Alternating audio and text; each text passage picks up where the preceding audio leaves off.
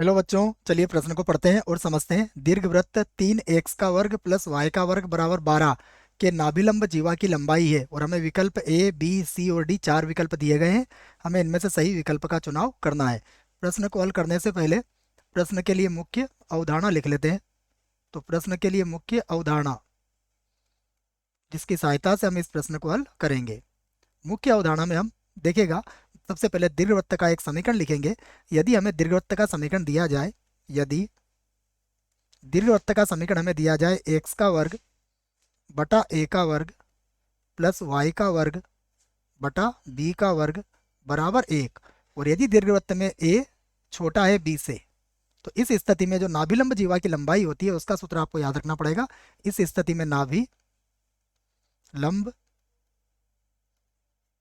जीवा की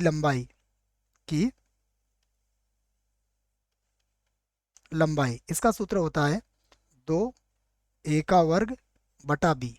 ध्यान रहना बच्चों, यदि ए का मान बड़ा होता है बी से तो 2 बी का वर्ग बटा ए होता है, परंतु यहाँ ए का मान छोटा है इसलिए यह सूत्र थोड़ा सा परिवर्तित हो जाता है, 2 ए का वर्ग बटा बी हो जाएगा। आइए अब जो प्रश्न में दीर्घवृत्त दिया है उसे देखते हैं। तो यहाँ पर जो हमें दीर्घवृत्त दिया है मैं उसे लिख लेता हूँ।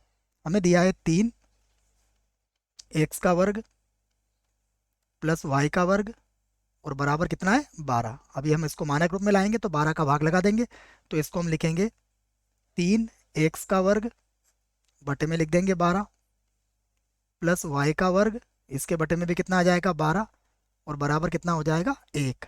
यदि आप इसे ध्यान से देखें तो यह बन जाएगा x का वर्ग और बटे में कितना होगा 4 प्लस यहाँ पर देखें तो y का वर्ग और बटे में कितना होगा 12 बराबर 1। यहाँ पर आप देख सकते हो कि जो 4 है वो छोटा है किससे, या आप यूँ कह सकते हो कि 4 का वर्गमूल छोटा है किससे, 12 के वर्गमूल से। इसका अर्थ क्या हुआ कि यहाँ पर हम इस सूत्र की सहायता से इसका प्रयोग करेंगे। तो यहाँ पर अब नाभिलंब जीवा की लंबाई के लिए हम ए और बी के मान यहाँ पर लिख लेते हैं। तो हम कह सकते हैं कि यहाँ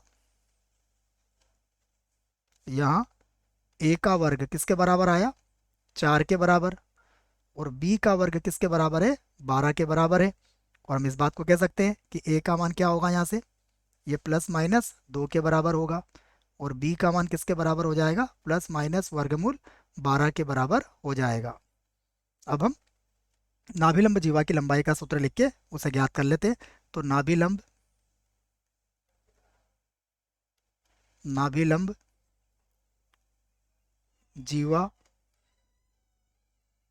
की लंबाई जो कि प्रश्न में हमसे पूछा गया है, क्या सूत्र बनेगा, ये होगा 2 ए का वर्ग और बटे में कितना आएगा भी, लंबाई धनात्मक ही होती है इसलिए केवल धन चिन्हों का प्रयोग ही करेंगे। तो ये होगा 2 गुणा ए का वर्ग कितना है 4 और बटा बी का मान कितना होगा वर्गमूल 12। अगर हम इसको हल करें तो ये हो जाएगा 8 और ये होता है 4 गुणा 3 अर्थात ये हो जाएगा 2 वर्गमूल 3 के बराबर। 2 से काट देंगे इसको तो ये हो जाएगा 4 बटा वर्गमूल 3 इकाई। ये हमारा उत्तर आ चुका है। अब हम विकल्प देख लेते हैं कौन सा विकल्प इसके लिए सही होगा। तो विकल्प ए, विकल्प बी, विकल्प सी तीनों ही गलत हैं। विकल्प डी इस प्रश्न के लिए सही विकल्प है। आशा करता हूँ बच्चों आपको इस प्रश्न का उत्तर समझ में आया होगा। धन्यवाद।